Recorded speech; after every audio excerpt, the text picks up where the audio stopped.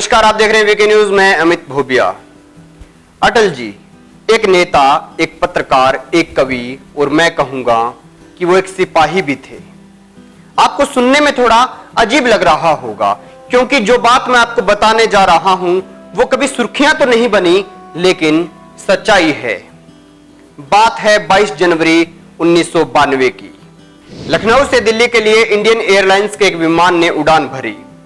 करीब 15 मिनट की उड़ान के बाद विमान के भीतर एक व्यक्ति ने दावा किया कि उसके पास केमिकल बम है और विमान को वापस लखनऊ ले जाने के लिए कहा। फ्लाइट में सन्नाटा फैल गया। पायलट ने विमान हाईजैकिंग की सूचना लखनऊ एटीसी को दी और कुछ देर तक प्लेन को हवा में रखने के बाद हाईजैकर की बात मानते हुए प्लेन को लखनऊ ले गए। 48 यात्रियों से भरे इस प्लेन के लैंड करते ही लखनऊ एयरपोर्ट की टीम ने इसे एक कोने में पार्क कर दिया और फिर हाईजैकर से संपर्क साधा गया। अपहरणकर्ता क्या चाहता है इस बात का किसी को कुछ पता नहीं था, ना वो बता रहा था। बस एक ही बात बोल रहा था कि जो बताऊंगा वो अटल जी को ही बताऊंगा। उस वक्त उत्तर प्रदेश में राष्ट्रपति शासन था और विपक्ष के सबसे कद्दावर नेता अटल बिहारी वाजपेयी इस दिन लखनऊ में थे। अटल जी ने कार्यकर्ताओं से मिलने के बाद सर्किट हाउस में खाना शुरू किया था। तभी लखनऊ के तत्कालीन डीएम अशोक प्रियदर्शी हांफते हुए कमरे में पहुंचे और पूरा मामला बताया तो सब हैरान रह गए क्योंकि 48 जिंदगियों का सवाल था।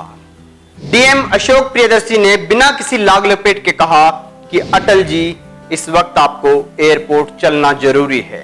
उस वक्त कमरे में अटल जी के साथ लालजी टंडन भी मौजूद थे।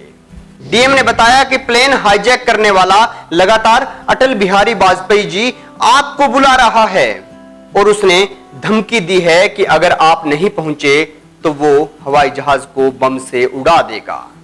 इस वक्त विमान को अपहरण करने वाला शख्स लगातार एटीसी में बैठे पुलिस अधिकारियों से संपर्क में था और अटल जी से बात करने की मांग के अलावा किसी और बात के लिए तैयार नहीं हो रहा था।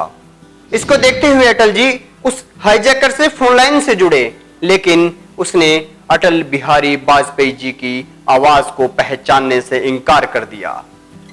अब स्थिति गंभीर हो गई थी और अटल जी ने खुद ही विमान में जाने का फैसला लिया। सुरक्षा एजेंसियां अटल जी के इस कदम के खिलाफ थी, लेकिन फैसला अटल जी का था और अटल था। डीएम और लालजी टंडन के साथ अटल बिहारी वाजपेयी एक जीप में सवार होकर उस एयरक्राफ्ट के पास पहुंचे। अब अपहरणकर्ता के ठीक सामने अटल बिहारी वाजपेयी खड़े थे। अटल जी के साथ उनके सुरक्षाकर्मी भी मौजूद थे। लालजी टंडन ने उस अपहरणकर्ता से कहा, जिससे तुम मिलना चाहते हो वो वाजपेयी जी तुम्हारे सामने खड़े हैं, जो तुम्हारे लिए चलकर एयरक्राफ्ट तक आए हैं। तुम अपनी मांग उनके सामने रखने से पहले उनके पैर छू लो। जैसे ही अपहरणकर्ता वाजपेयी जी के पांव छूने के लिए झुका, सुरक्षा कर्मचारियों ने उसे दबोच लिया। अपहरणकर्ता के हाथ में केमिकल बम की बात नकली थी। उसने एक गोलनुमा सामान को बम में तब्दील कर लिया था और प्लेन को हाईजैक कर लिया था। पकड़े जाने के बाद उसे पुलिस ने गिरफ्तार कर लिया और प्लेन के भीतर अटल बिहारी वाजपेयी के जयकारे गूंजने लगे। जैसे ही हाईजैकिंग का एपिसोड खत्म हुआ, लालजी टंडन की नजर कई ऐसे लोगों पर पड़ी जो बड़े राजनीतिक चेहरे थे। इनमें से सबसे बड़ा नाम था सीताराम केसरी का, जो कांग्रेस के कोषा अध्यक्ष हुआ करते थे। उस वक्त सीताराम जी हाईजैकिंग के दौरान चुपचाप बैठे थे।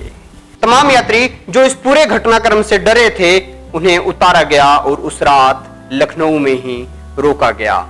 अगले दिन उसी फ्लाइट से खुद अटल बिहारी वाजपेयी और लालजी टंडन दिल्ली के लिए यात्रियों के साथ रवाना हो गए। ऐसे कद्दावर नेता और सिपाही थे अटल बिहारी वाजपेयी। ये वीडियो आपको कैसा लगा? अपनी राय कमेंट बॉक्स में जरूर दें। अच्छा लगे तो लाइक करें, शेयर करें। और खबरों से जुड़े रहने के लिए हमारे चैनल को सब्सक्राइब करें। देखते रहिए वीके न्यूज। शुक्रिया।